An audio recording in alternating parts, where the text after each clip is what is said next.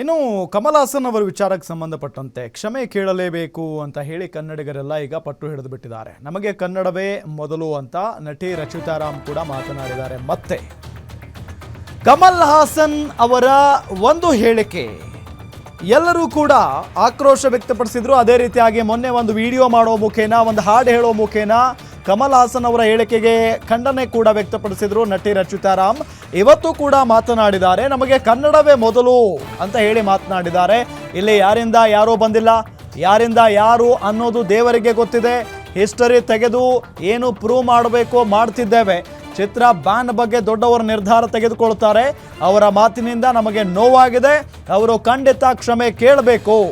ನಮ್ಮ ಭಾಷೆ ಬಗ್ಗೆ ಮಾತನಾಡಿದರೆ ನಾವ್ಯಾಕೆ ಸುಮ್ಮನೆ ಇರಬೇಕು? ಕಮಲ್ ಹೇಳಿಕೆಗೆ ಹುಬ್ಬಳ್ಳಿಯಲ್ಲಿ ನಟಿ ರಚಿತಾ ರಾಮ್ ಕಿಡಿಕಾರಿದ್ದಾರೆ. ನೋಡಿ,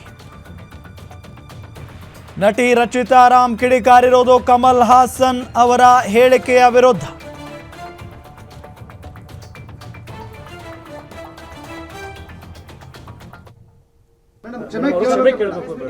ಅವರು ತಪ್ಪಾಗಿ ನಮಗೆ ಅವರ ಒಂದು ಸ್ಟೇಟ್ಮೆಂಟಲ್ಲಿ ಒಂದೆಲ್ಲೋ ಒಂದು ಮಾತಲ್ಲಿ ನಮ್ಮೆಲ್ರಿಗೂ ತಪ್ಪು ಆಗಿದೆ, ನಮಗೆ ನೋವಾಗಿರೋದ್ರಿಂದ ಖಂಡಿತವಾಗ್ಲೂ ಸರ್ ಕ್ಷಮೆ ಕೇಳಬೇಕು.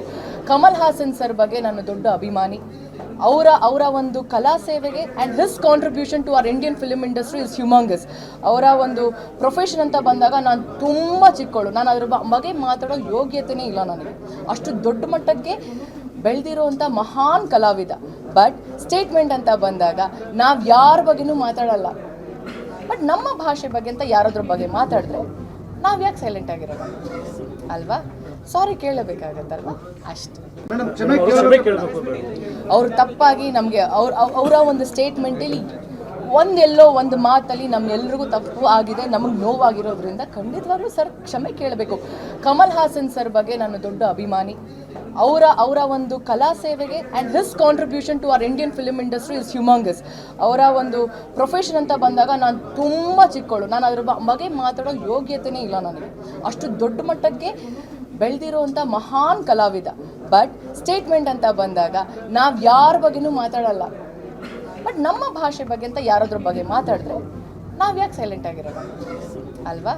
ಸಾರಿ ಕೇಳಬೇಕಾಗತ್ತಲ್ವಾ, ಅಷ್ಟೇ.